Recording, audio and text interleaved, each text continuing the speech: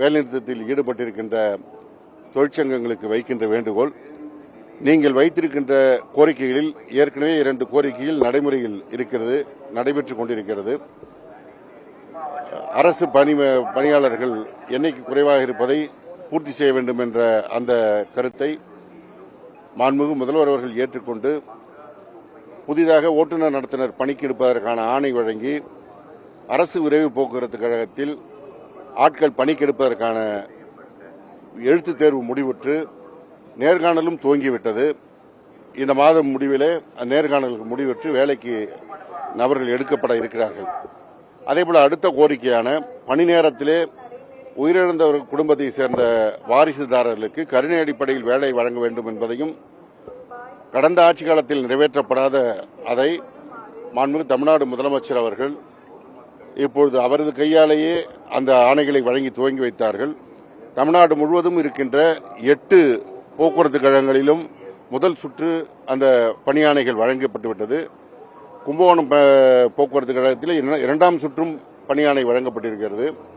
கிட்டத்தட்ட 800க்கும் மேற்பட்டோருக்கு பணியாணைகள் வழங்கப்பட்டிருக்கிறது. எனவே இந்த 2 கோரிக்கைகள் ஏற்கனவே நிறைவேறிய கோரிக்கைகளை மீண்டும் சொல்வது என்பது அரசியலுக்காக என்பதுதான் நான் கருதுகிறேன்.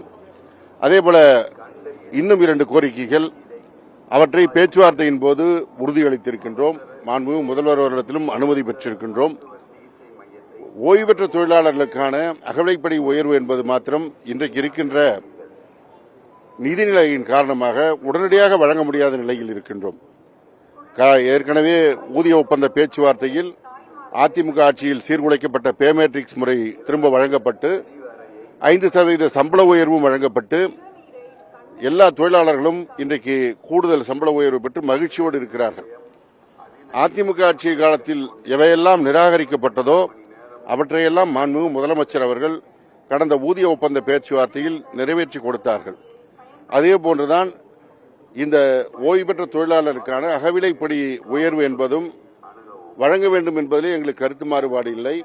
ஆனால் கடந்த அதிமுக ஆட்சி வைத்துவிட்டு போன நிதி சுமை, ஆட்சி துவக்கத்திலே கொரோனா காலத்திலே இருந்த பொருளாதார தேக்கம், தொடர்ந்து இப்பொழுது ஏற்பட்ட சென்னை வெள்ளம், தூத்துக்குடி, திருநெல்வேலி மாவட்டங்களில் ஏற்பட்ட அதிக மழையால் வெள்ளம், இந்த பாதிப்புகளுக்கு மக்களுக்கு நிவாரணம் கொடுக்க வேண்டிய நிலை, அதேபோல பல்வேறு மக்கள் நலப் பணிகளை தொடர்ந்து நிறைவேற்றி வருகின்ற நிலையில் இவற்றுக்கு சற்று நேரம்தான் கேட்க மொழிய வேற ஒன்றும் இல்லை. அதனை கருத்தில் கொள்ள வேண்டும் என்று நான் போக்குவரத்து தொழிற்சங்கங்களை கேட்டுக்கொள்வேன். அதிலும் குறிப்பாக இந்த அகவிலைப்படி உயர்வை நிறுத்தியது அதிமுக ஆட்சி. முன்னாள் முதலமைச்சர் எடப்பாடி பழனிசாமி அவர் இன்றைக்கு பேட்டி கொடுக்கிறார். அவரே சொல்கிறார் 96 மாத காலம் நிறுத்தப்பட்டது என்று.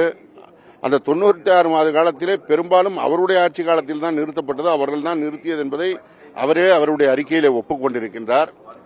அதேபோல கடந்த காலத்திலே முத்தமிழறிஞர் கலைஞர் காலத்திலே 20% போனஸ், தீபாவளி போனஸ் வழங்கப்பட்டதை அதிமுக ஆட்சி காலத்தில் 8% குறைத்து வழங்கினார்கள். அதற்கு போராடியவர்கள் எல்லாம் இன்றைக்கு போராடாமலேயே எடப்பாடி பழனிசாமி ஒரு அறிக்கை கூட கொடுக்காமலே மாண்புமிகு தமிழ்நாடு முதலமைச்சர் அவர்கள் தீபாவளியின் போது 20% போனஸாக 8% உயர்த்தி வழங்கினார்கள்.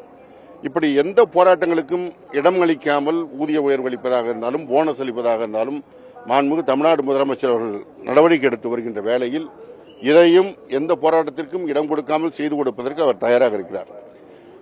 தாங்கள் வாங்கி கொடுத்ததாக காட்டிக்கொள்வதற்காக அரசியல் காரணங்களுக்காக இந்த போராட்டத்தை நடத்துவது என்பது ஒரு திசை திருப்புகின்ற செயல். அதிலும் குறிப்பாக யார் இதற்கெல்லாம் காரணமோ அந்த எடப்பாடி பழனிசாமி அணியோடு சேர்ந்து கொண்டு, அந்த அதிமுக தொழிற்சங்கத்தோடு சேர்ந்து கொண்டு ஒரு போராட்ட வேலை நிறுத்தம் என்று சொல்வது என்பது மிகுந்த கவலைக்குரியது, வருத்தத்திற்குரியது, கண்டனத்திற்குரியது. 95% மேலான பேருந்துகள் இயங்கிக் கொண்டிருக்கிறது. நீங்களே கண்கூடாக பார்த்துக் கொண்டிருக்கிறீர்கள்.